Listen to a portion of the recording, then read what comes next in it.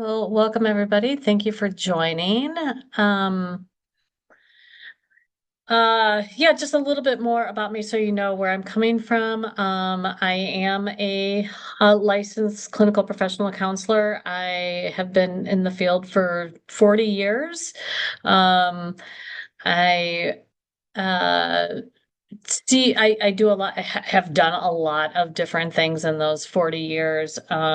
Right now, I'm a clinical director at Pivotal Counseling Center. I have my own caseload, but I also supervise newer therapists and students as well.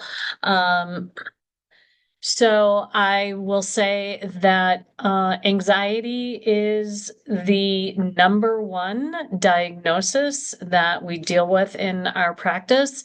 And that is not just us, but that is all over the country. We know that.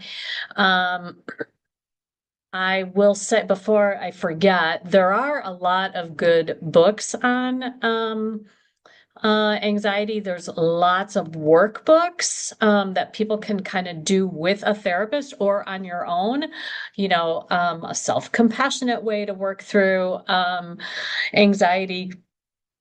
Excuse me, mindfulness way to work through anxiety, cognitive behavioral therapy ways of working through anxiety. So there's lots of resources out there. I do just want to mention one book which was a on the bestseller list for quite a while. It came out in 2024, maybe, called The Anxious Generation, by a man named Jonathan Haidt, Haidt, I believe. And that is a fascinating read about the increase in anxiety in our adolescents. So it's new research, it's post-COVID, it's post-social media, all of those things that change our lives, smartphones, social media, COVID, all of those things have created much more anxiety with many people. Um, so yeah, I will say that when I was first in the field, depression was really what we saw most coming into the offices. But now it's anxiety and that can be for a 10-year-old or a 14-year-old or a 22-year-old or an 82-year-old. So we um we know it's out there. So 1 hour, this is 1 hour. I'm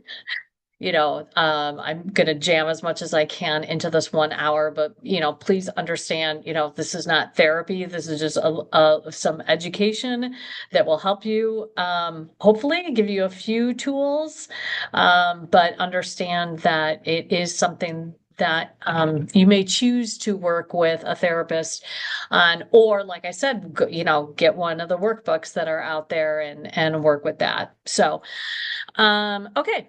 So let's kind of dive in here. Oh, there we go. I was telling Sadia that I'm using this new format here, so I got to get used to it. So let's just define it, right? We always start with that. So what is anxiety? So it is a state of anticipatory fear, right? That's about what hasn't happened yet, in which the mind and the body become activated in response to a perceived future threat. I always think of the Mark Twain line, Mark Twain, who said something along the lines of, I am a man of many troubles, most of which have never happened. Right? So sort of that future focus. it involves, and these are the things that, probably you or your loved one who suffers from anxiety probably feels. So it involves a sense of heightened alertness. So sometimes people with a lot of anxiety have, a sense of hypervigilance. I always need to have an exit plan. I always need to know I can run out or I can leave. People who I'm pointing to my door because a lot of people are focused on that. So heightened alertness, physical tension, and worry, and sometimes even what we would call excessive worry, which means like the worry is disproportionate to what could actually go wrong, right? So like someone might be mad at me isn't the same thing as, my house might catch on fire. So that's a big part of this. But the other part, which is what differentiates anxiety from stress, is when people feel stress, it's usually because something is happening. I have a test coming up. I have an interview coming up. My in-laws are coming over for dinner. I'm making, I'm hosting Christmas for 40 people, right? That's stressful. But there is an actual something that's either happening right now in the current moment, or it is in the near future. So there is some sense of like, oh, I need to be on my game. I need to, maybe be tense or maybe, worry about some things. And, that can be helpful because it gives us energy to do what we need to do, or to make it as nice as what we want to make it, or to prepare for a test or an interview or something, right? So the stress kind of helps us prepare for a real threat. But remember that this definition talks about a perceived future threat. So it doesn't even really need to be real. So it's important to understand that anxiety is a normal stress response, right? So we well, let me talk about this. So I think most people can remember health class and talking about the fight or flight response. So that is when, the bear's chasing you, the flashing red lights in your rear view mirror, whatever it is, where you have this sort of sense of like, uh-oh, something is happening, right? So, increased respiration, increased heart rate, increased blood pressure, increased muscular tension, all those things. So our body sort of prepares itself to deal with the stressor. So to fight, or to flee. Now, there is also, now we say fight or flight or freeze, which is when we know our nervous system kind of collapses, when people just uh, uh, go silent, people talk about it as shutting down. I just had a client in my office and he talked about, being, that somebody froze him out, sort of this, like, I'm not talking to you, right? Okay. So again, anxiety can sometimes help us deal with, something that may be really important. Hopefully we get anxious about things that we really care about. Like I said, it's helps us study for a test, prepare for something. Uh,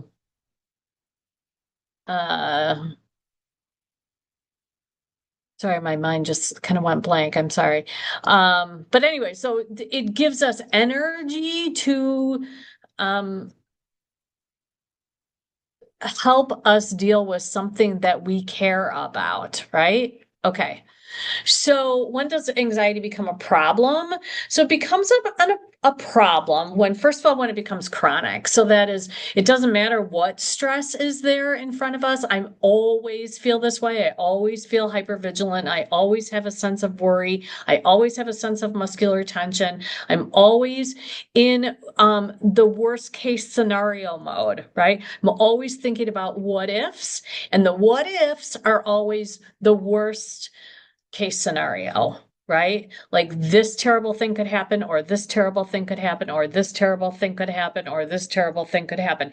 And oftentimes people with very problematic anxiety, the what if can become actually kind of irrational, Um, and by that I mean the likelihood is very, very small, and becomes it changes your behavior because the thought gets so blown up. I'm not going to, for instance, I had a client who had a lot of anxiety about pumping her own gas because she had some anxiety about the car exploding. Now, the likelihood, like, has it ever happened? I'm sure it has happened, but what was the likelihood that that would happen was very, very small. But her mind would take her to, what if this bad thing happened? What if that bad thing happened? And we tell people, if you are talking about the what ifs, that is the voice of anxiety, because nobody ever says, what if what if stuff just works out? So, oh, I'm afraid to uh it- uh, well, I work with teenagers a lot, so a lot of the examples that come to mind really quickly are some teenage ones, which is um so, for instance, to kind of monitor a kid's anxiety, I will say, if you 100% know the answer in a class, what is the likelihood that you will raise your hand? And kids with a lot of anxiety say 0%. I will not raise my hand, even if I 100% know the answer. Why? What happens if I stutter? What happens if I'm wrong? What happens if people look at me? What happens if, my hair isn't good today, or my eyelashes aren't good today, or my outfit is stupid, or whatever, any of those things. So it's never, what if I say something brilliant and everybody thinks I'm the smartest person in the class? Or what if my teacher feels really good about my answer? And, what if I get, extra credit points for, listening really well? No. And the anxious mind will never go to the what if something good happens. It's always the what if this bad thing happens. And some people will do the what if I start sweating? What if I pee my pants? Like, it can get really, again, kind of what is the likelihood of that? So, anxiety becomes a problem when it becomes chronic, when you are always, here's the other part, is anxiety is always future focused. We don't feel anxious about things that already happened. We may feel depressed about them. We may feel regretful. We may feel disappointed, but we don't feel anxious about something that happened in the past. We feel anxious about the present, but mostly it's about the future, right? Um, so therefore, when it prevents you from doing what you really want to do, I won't go to this concert I really, really want to go to because, what if it snows while I'm in there? What if there's too many people? What happens if I have a panic attack while I'm there? What happens if I see somebody that I don't want to see? What happens if, right, all of that. So then it turns into avoidance of things that you really do care about and value in your life. And so you all of a sudden are compromising what would actually make you happy because of the anxiety. So this is when anxiety becomes a problem, or when it interferes with your daily life. I'm not going to go to school, or I'm not going to go to work, or I can't leave the house, or I can't make a left turn. That was a real story also, because I'm anxious, like, what if I pull out in front of traffic? What if I get hit? What if whatever? And people who would spend, if you can imagine, if you never want to make a left turn, you got to go way out of your way sometimes, and everything will take a lot longer just so you can always make right-hand turns because of your fear of what may or may not ever happen, right? So that's when it interferes with your daily life. And when anxiety disrupts your sleep or your concentration, and I think we definitely um, hear a lot about problems with falling asleep, and staying asleep is also a big problem for a lot of people. And then obviously there are consequences of sleep deprivation, which also include difficulty making decisions, difficulty remembering, and difficulty concentrating. So when your anxiety gets in the way of those kinds of things, then it's time to do something about it. Okay. So, anxiety is a problem for our thoughts, our emotions, and our behaviors, and also like our bodily functions. So, what happens is when your brain gets activated by fear or by perceived threat, something bad might happen, right?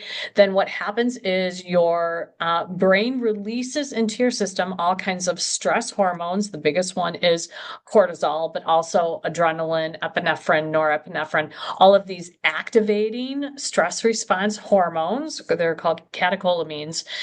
And then our body creates this response again to kind of help us either fight or flee. So,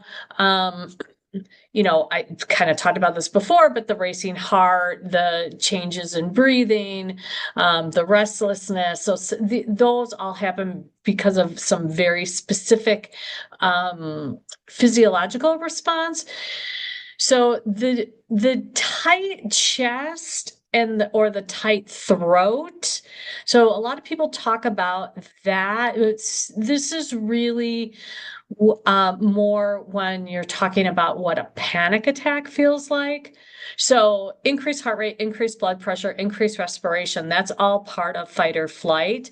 But this tight chest is, or tight, a sense of a tightness in the throat, that is what happens when you sort of reach the level of panic attack. The restlessness, that is from the adrenaline and the epinephrine and all of that that's in your system, that tells you like move, don't stay still, something bad might happen. The GI distress, this has to do with a different hormone, which has to do with serotonin. And so serotonin, the feel-good chemical, right? The antidepressant medication is all about serotonin. And most of your serotonin is actually produced in the gut. So when there isn't enough serotonin, then this,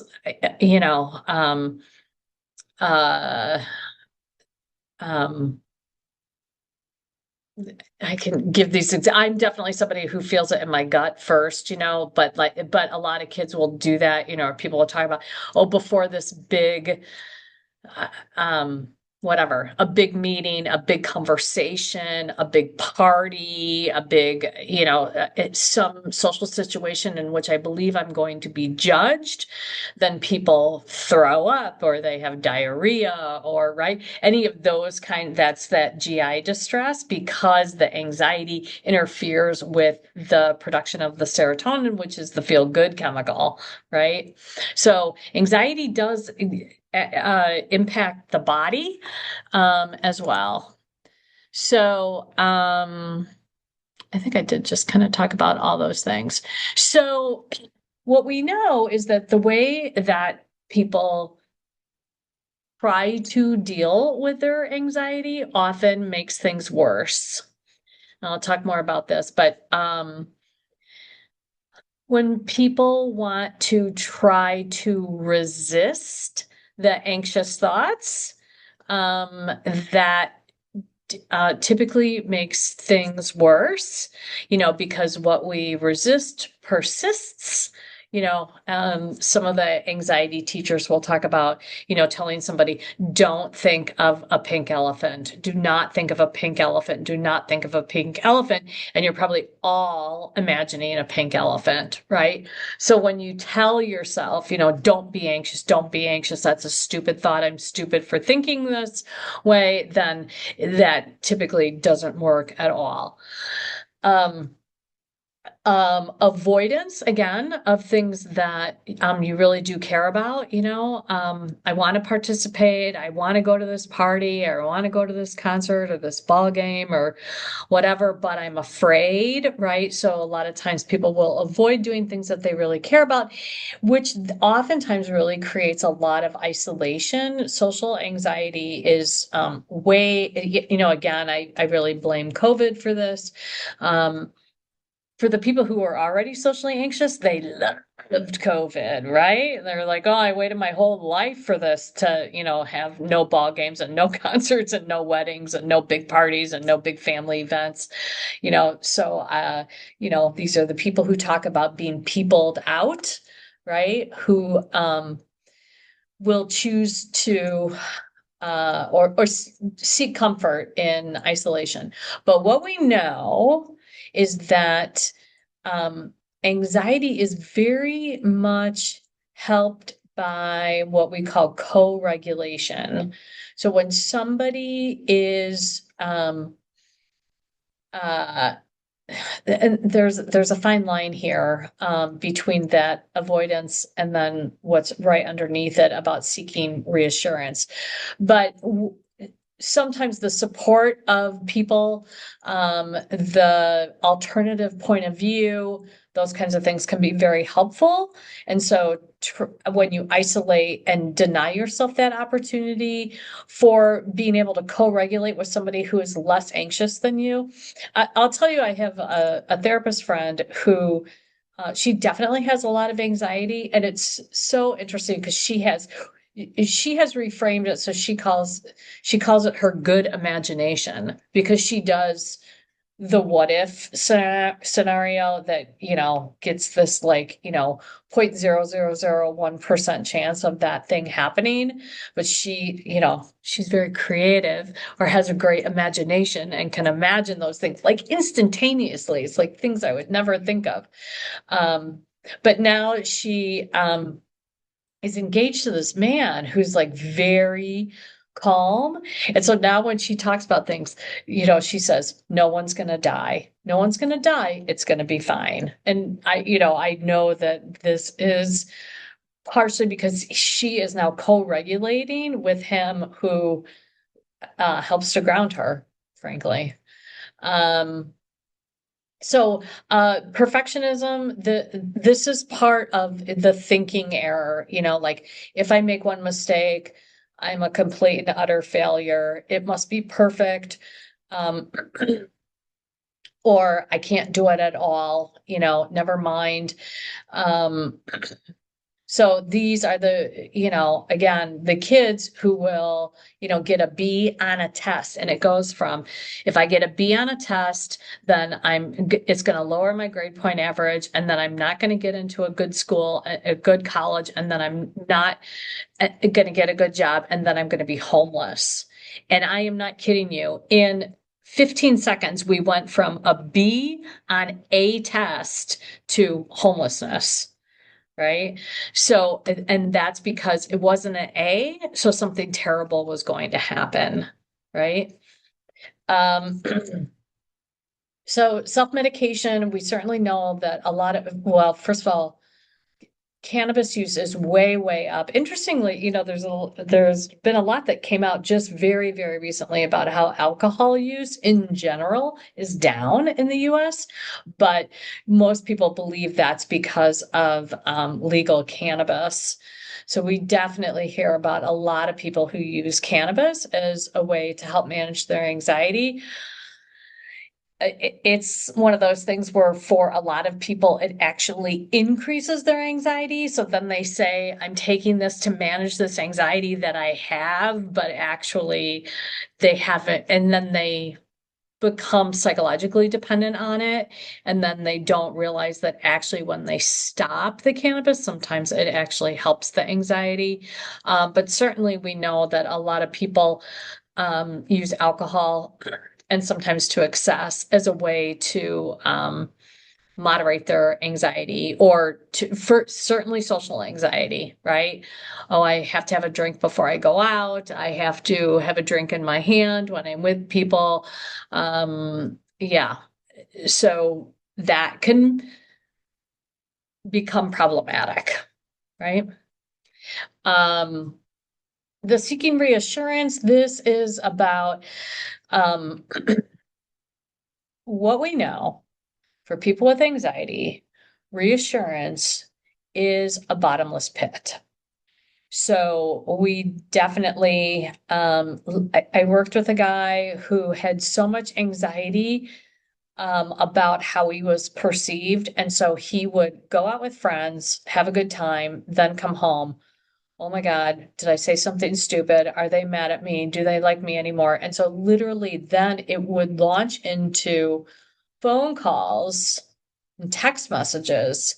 Are you mad at me? No, I'm not mad at you. You're fine. How about now?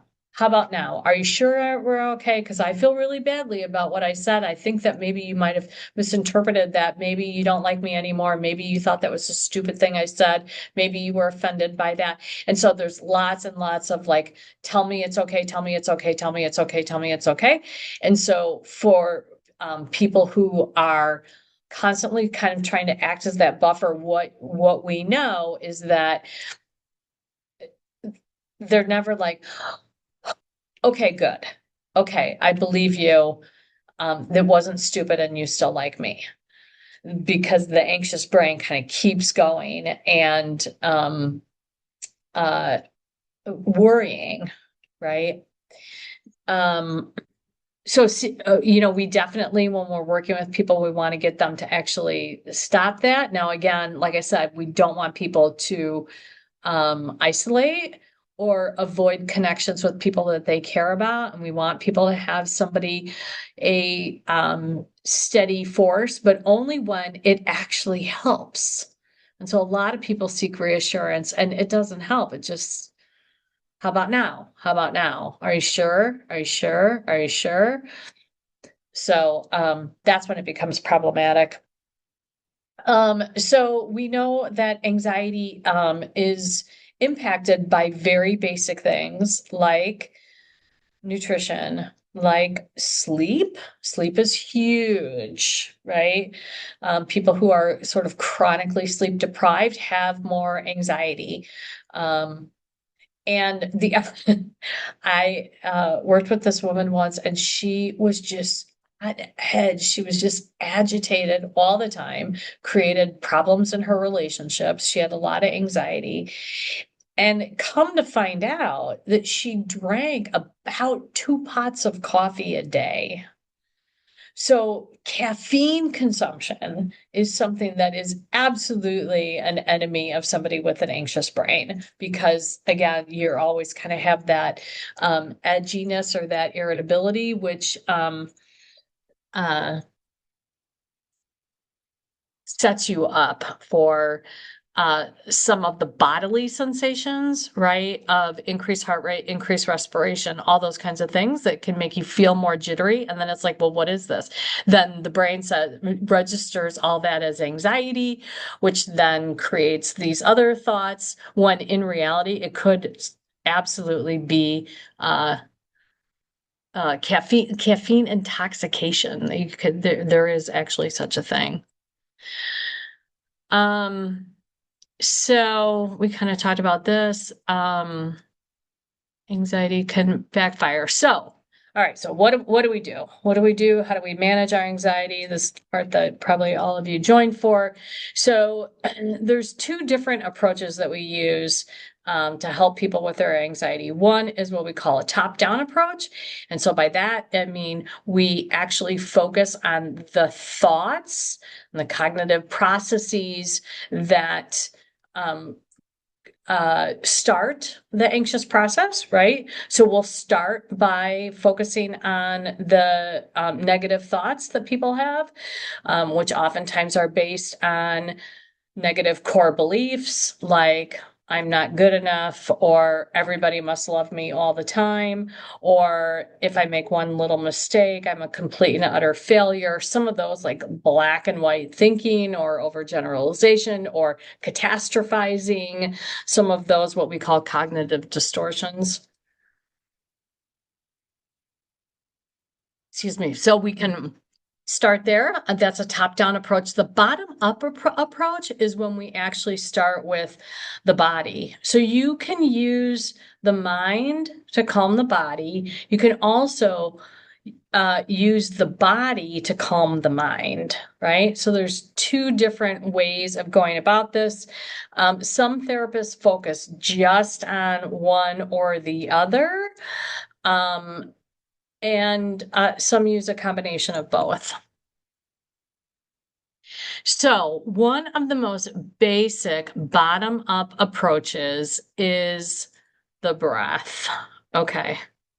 It's like, oh, that's what my grandma used to say. Take a deep breath, slow down, breathe, But there is so much research on this. Here's the best thing about several best things about breathing. One, your breath always happens in the present moment. Remember, anxiety is about what hasn't happened yet.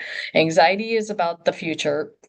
When you stop and breathe, you must be in the present moment. So it kind of like brings you back, right, to right now, and not to something that may or may not ever happen. Your breath is completely portable. It's always with you. I don't care if you're driving, you're in the grocery store, you're at a party, wherever it is, you can always access your breath as a way to calm your body and your mind, right? And it's free, right? The breath is portable, it's free, and it happens in the present moment. Now, I just realized I have a repetition here on the slide. Sorry. Here's one of the most important parts to understand about what the breath is, because a lot of people get this. You can actually create more anxiety or more panic if you breathe in an unhelpful way. And by that, I mean shallow, fast breaths. That leads you to hyperventilation, and that leads to, like, if you were to just do that right now, you could all just do that in your own home, know that, there's no video or audio on you, and it actually can make you feel anxious, right? Like that's what we do when we're really revved up, right? When our heart is pounding more, it's what we do, after we've, run a mile or, gone up 4 flights of stairs as well, right? So, understand there's really 3 parts of a breath. There is the inhalation, which is the tension producing part of the breath. So I want you all now in your own homes, in the privacy there, I want you all to take just a big inhalation, and just hold it. Hold your breath for a minute. Not a minute, but go ahead. Take a deep breath in and hold it. And obviously breathe whenever you need to. But if I were to ask you, what does it feel like to hold your breath? Your response is pretty much going to be, it feels like tension, right? You feel tightness or tension. Yes, that is the inhalation. The exhalation is the relaxing part of the breath, right? So if you think about it,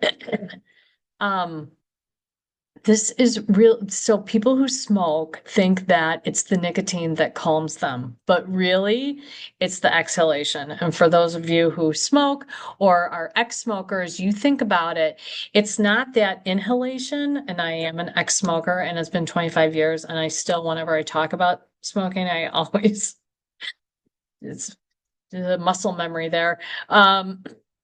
When you if you think about it, if it was really the nicotine, people would say like, oh, when I take that first drag in, I feel immediately calm, but it's not. If you think about that first drag, and then it's the first exhalation where you go, that is when people feel that sense of letting go of stress, right? So using your breath to calm your body, which will help calm your mind, involves inhaling deeply, holding for a second so that you don't hyperventilate, and then ensuring that your exhalation is longer than your inhalation. Okay. So now another thing to just notice is that, and this is kind of hard to do on Zoom, but for a lot of people, when you say take a deep breath in, they actually kind of arch their back and create tension here in their shoulders, or just like um take a breath that really kind of goes to like somewhere here in the middle of their chest. So when you really want to talk about how can you use breath to help calm your body, you really want to think about breathing much, much lower, right? So you're not creating any tension up here. This is the way a lot of people take a deep breath. They create lots of tension here, or they arch their back. So you want to think about not moving your chest very much at all. And actually, and I find that men, for whatever reason, have a much easier time than this. Actually, I know exactly what the reason is, because uh, women are more often taught to suck your gut in. And the idea of like blowing up your belly or creating space there is very uncomfortable for some women. Men seem to have a much easier time with this. Call me sexist. I'm telling you, I've been teaching this for years, and it is an observation I have made.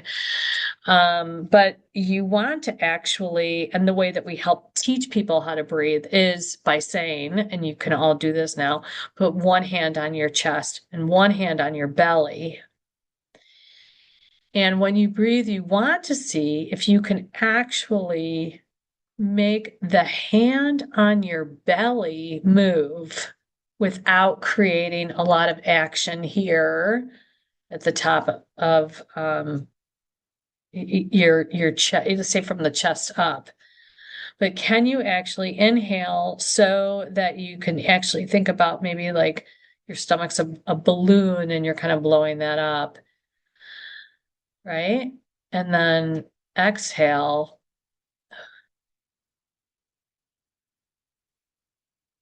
If you want to know what a low, deep breath feels like, I'm going to ask you all to do this. Want you to, and I'm just going to explain it for a second and then you do it. So keep those hands there. So one hand on your chest, one hand on your belly. I'm going to ask you all to take a breath in, however you take a breath in. And then I want you to exhale through your mouth until there's absolutely no breath left. So you're going to inhale and then blow, blow, blow, blow, blow, blow, blow, blow, blow. Keep blowing until there's absolutely no breath left. And when you have to inhale, because your body will keep itself alive, your breath will automatically be low and deep. So you may want to try that again. So take an inhalation, pay attention to where the breath is in your body, and then exhale slowly but completely. Every single bit of breath that's in you, you want to get out, and then pay attention to what happens when your body just naturally inhales again. So we know that slower breathing signals to your brain that you are safe. Okay. So the breath, simply the breath, is a really, really, it's the foundation of a lot of relaxation things, and it is a skill. And there's, there's 4-7-8 breathing, and there's box breathing, and there's all these different kinds of things, and there's yoga nidra breathing, and in through your mouth and out through your nose, or in through your nose and out through your mouth. Sorry.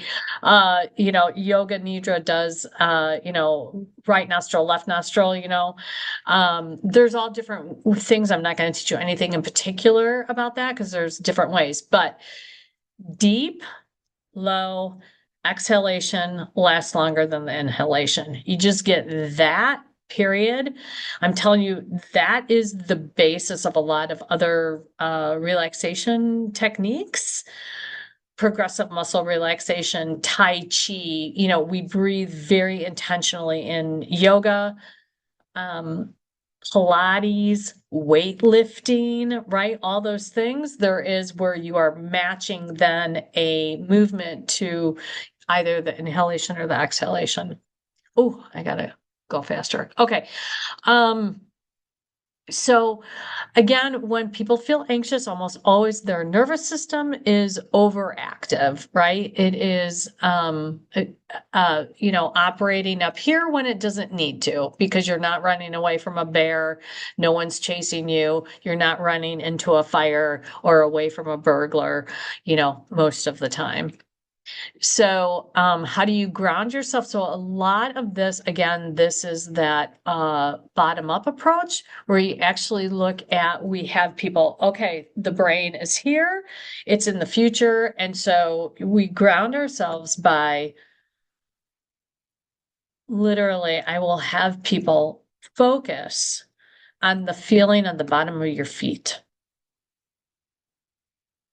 It is the furthest thing from your heart, which is where the anxiety may be taking place, everything up here, the heart, the respirations, all those things, the tightness in the chest. Hardly ever do people feel it in their feet. So, okay, focus on the feeling on the bottom of your feet. Again, this is also present moment awareness. You're outside of this part of you that is, into the future, worrying about something and what's happening. And then we can do other things, but sometimes just focusing on the feeling on the bottom of your feet along with breath, sometimes that is a really good place to start to help calm yourself. Walking creates what we call bilateral stimulation, right? So when you're actually working on both sides of your body, right? Crosses the midline in the brain. I'm not going to get into the neuroscience of it. But actually just taking a walk, and some people already know this, I have to walk away. The problem is that sometimes people walk, 5 steps away, but when you walk away from a stressful situation, you should probably walk for, 5 minutes, 8 minutes, 10 minutes, that actually can be very helpful. Again, it's something in the present moment. And especially if you can pay attention to how your feet are actually hitting the ground. Okay. Some of you maybe have heard of the 5-4-3-2-1 technique. So what that is, again, this is about present moment awareness. And so we ask people when they're starting to go here, and they're starting to panic, then it's like, okay, you're not here. Come back here. So name 5 things you can see. What's in your, what's in your vision? What's in your field of vision? Name 5 things you can see. Name 4 things you can touch. Name 3 things you can hear. Name 2 things you can smell. And name 1 thing you can taste. So the idea of 5-4-3-2-1, so we call that a grounding exercise, And you don't have to write all that down. You can Google it. But that's a very, very famous kind of thing of grounding. Okay, brings you the present moment, what's going on right now, takes you away from all that thing that isn't happening. Okay, let's pay attention to what is happening. Gentle movement. So I teach people a very simple stretching thing. Again, it uses the breath, but I'm trying to think if I can do it here on Zoom. I probably can. So let me just um, see what I can do. So we have people start, and again, you can do this with me in the privacy of your own home. You start by keeping your feet about shoulder width apart, or maybe a little bit wider. And then you want to first pay attention to your feet. You want to pay attention to, are you balanced? Is there equal weight on the front of your foot, the back of your foot, the inside of your foot, the outside of your foot? Pay attention to that and feel really grounded. And then I ask people to just kind of, if you say navel to the spine, which is what people say in Pilates, right? Navel to the spine. When you say navel to the spine, you automatically just create a little bit of strength in your core, a little bit of tension in your core. I tell people you may actually even want to like squeeze your butt cheeks. So what you're doing is just activating the muscles in your legs and in your core, which is where there's a lot of power, a lot of strength, a lot of power there, right? So again, most anxiety occurs like here up. So this kind of activates this other part of your body, your feet, your especially your quads, your glutes, your core. Okay. Now, hands in prayer position in front of you. And then what we do is ask people to inhale as you reach your arms up overhead. And if you can try to make them as straight as you can as you inhale, you're holding your breath up here. Hold your breath for a minute. Again, you may start to feel tension in your core. That's a good thing. So you inhale, then you hold your breath at the top, then your palms turn outward. So this is what they look like, right? Your palms turn outward, and very slowly as you exhale, you bring your arms down. And you want to do that very slowly. So the exhalation is slow and the arm movement is slow. So we'll do it two more times real quickly. So again, ground yourself, feel strong, create a little bit of, activate the muscles in your legs and your butt. Hands in prayer position in front of you. Inhale, reach up. Hold your breath at the top, palms out. Exhale very slowly. And arms come out. And then we'll do it one more time. And people, oftentimes will do this, like, because you feel like, oh, I was probably whole. And like, I feel like, oh, this part of my body feels more relaxed, right? So lots of times people will roll out their shoulders after doing that, even just once or twice. So again, create that strong base, create some activation in the muscles. Inhale, reach up, hold your breath at the top. Palms out, exhale slowly, and imagine your fingertips reaching the corners of the room. Okay. Now, one of the things that we know that happens is that exercise, there's a reason behind each part of that. And part of it is it's the opposite of a really tense body, right? Because in the tense body, we tend to do this, right? I was just telling someone, I was just in the Caribbean, and that, I'd been in some PT for some neck stuff. And then after like a week in the Caribbean, one day I was like, no, my neck doesn't hurt at all. Right? So like, oh gosh, sometimes carry a lot of tension. Most people carry tension in their neck, their upper back. Not everybody, but a lot of people do. And we don't even realize how this also happens in cold weather, right? So, we do this, when we're cold, we hold ourselves much tighter. And so that happens as well.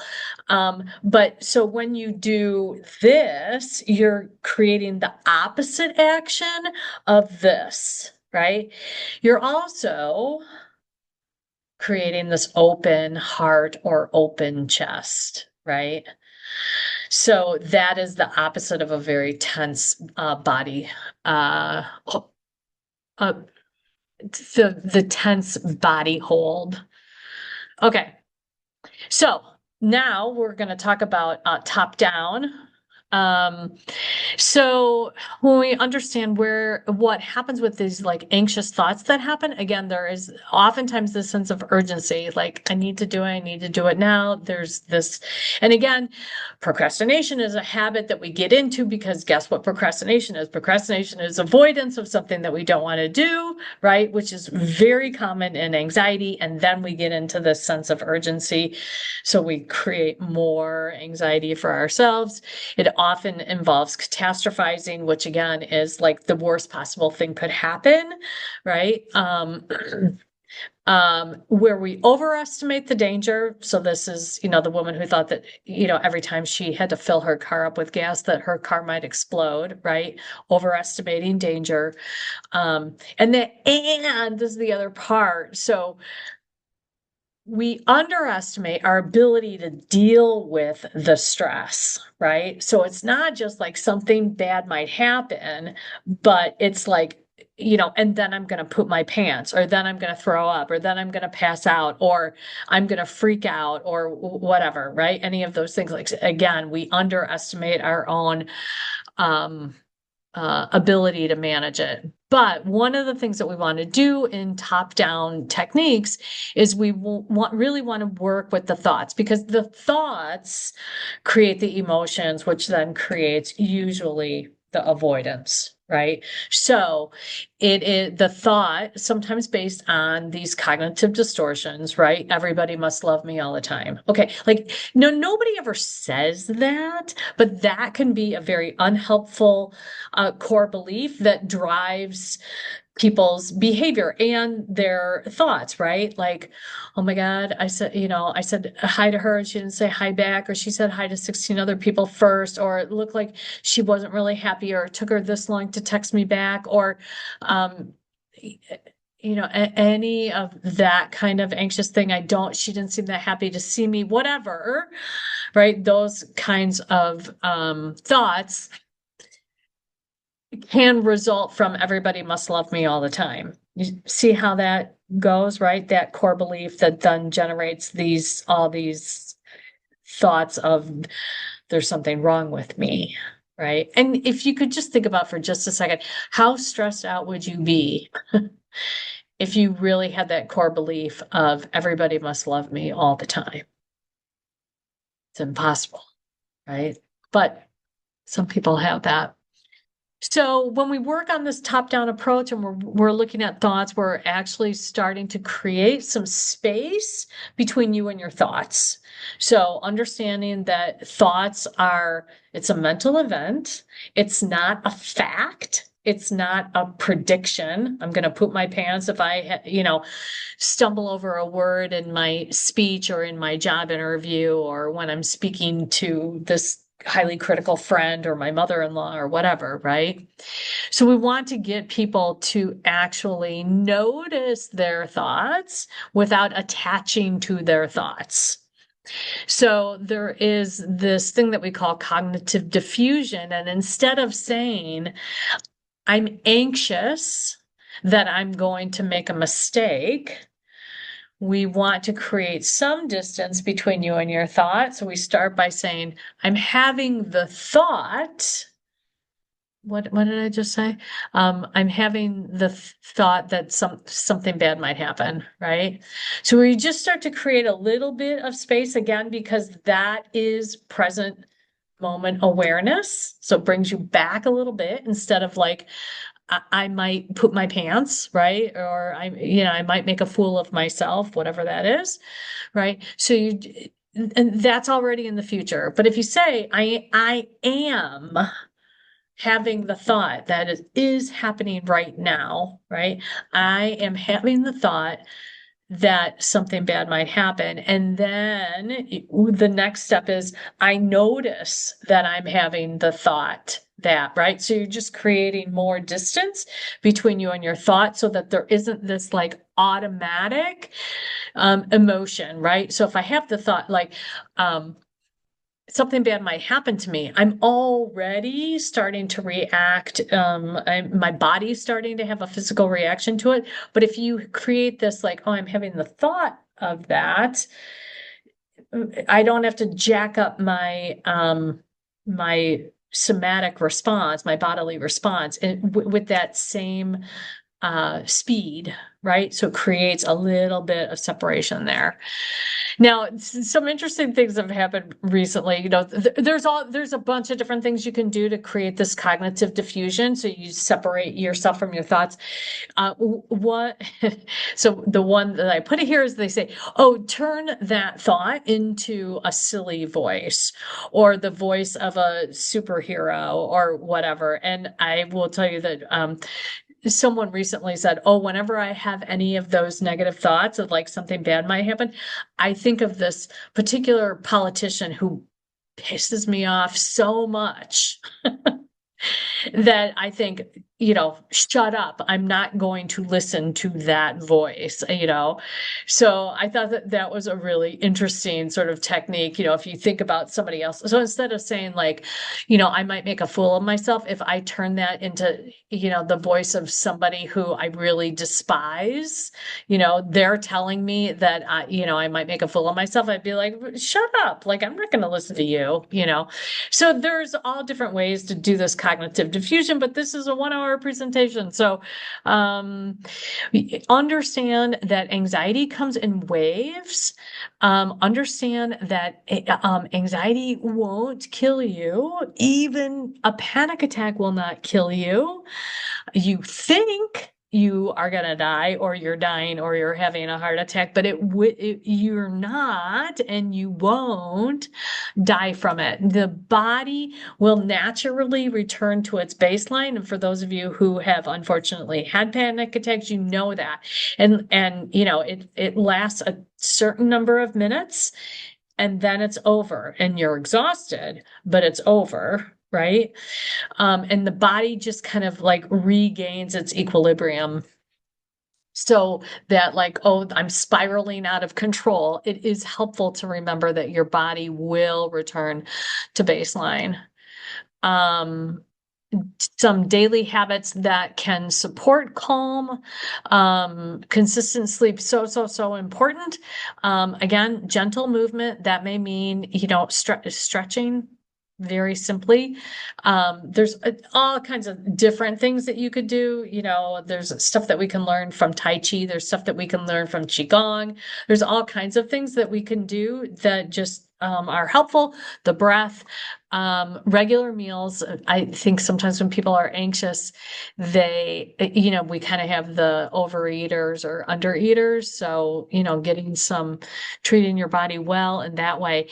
And we absolutely know that nature, and there's, this is a 2 hour talk on its own, but being outside, being in sunshine, being in nature, all of those things create a break.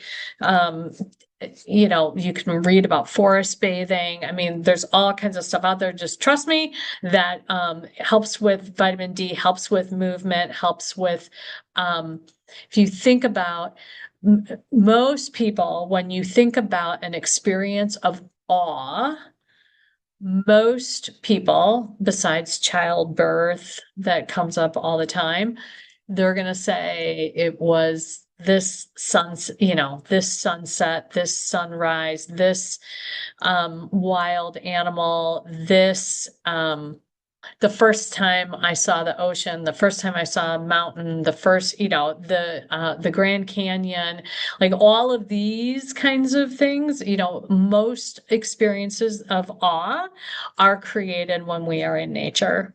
So that is also a total reset. And again, awe is an emotion I've studied a lot on. And so again, another whole thing. So another way that you can help yourself with anxiety is, we really, I, I will tell you that the idea of a media freeze comes up in therapy a lot more right now, just because it it's very, the news is chaotic. It's there's lots of reaction. The comments, if you're reading that, can be very provocative. Doesn't matter what side you're on or what you believe, there's somebody who's going to tell you that you're foolish for that. So I would say what I hear most often is people saying, I'm struggling with finding the balance between being informed and not being overwhelmed. And I would say the people who feel overwhelmed expose themselves to a lot of news and media and social media and Reddit and all kinds of things. And those people tend to think a lot of negative thoughts and ruminate on those negative thoughts. So watch your caffeine intake to help reduce your overstimulation. And again, there's a lot out there on, blue light and social media and anxiety and all that. And so some people, things that you can do that you have some control over. If you have an iPhone, you can actually limit your social media time. There's controls that you can put on yourself to reduce that. The other thing is like the bad stuff is out there all the time. The tragedy, the fear, the bad stuff, you have to seek out a little bit more of good stuff. So there's the greater good center that's out of Berkeley. There's Upworthiest. There's you can find some like, oh, get me on this daily inspiration quote that gets emailed to me, or get me on this thing that gets into my feed, the stories of people being unbelievably kind to somebody else, and there's lots of that stuff out there. It's just not on the evening news, and may not, unless you have a habit of going there, is not going to come up on your social media feeds. So if you like social media and you'd like to be informed and you like that, just make sure that you have some balance between the bad news, or the tragedies and the chaos and the whatever, and that you get some of the good stuff as well. Okay, it is like 3 minutes after 8.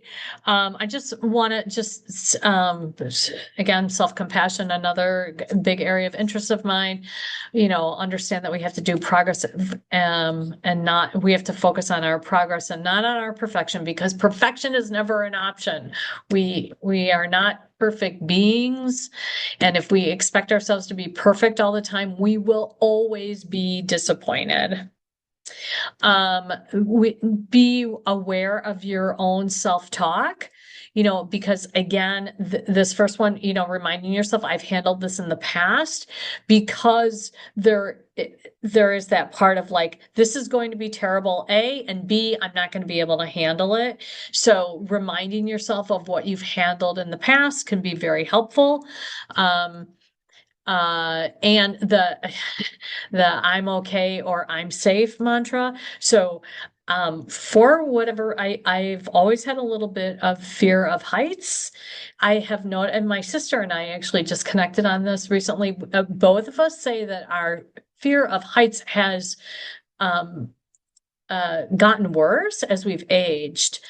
And And there is an escalator at O'Hare that is very tall and steep. And I have had to go up it a few times, and I found myself like a little anxious or like revving up a little bit. And so the whole ride up, I just said to myself, I'm okay, I'm okay, I'm okay. And breathed, right? And that prevented it from escalating anymore. Um, but I did not like that escalator. It's a very particular spot right by a Starbucks. So there you go.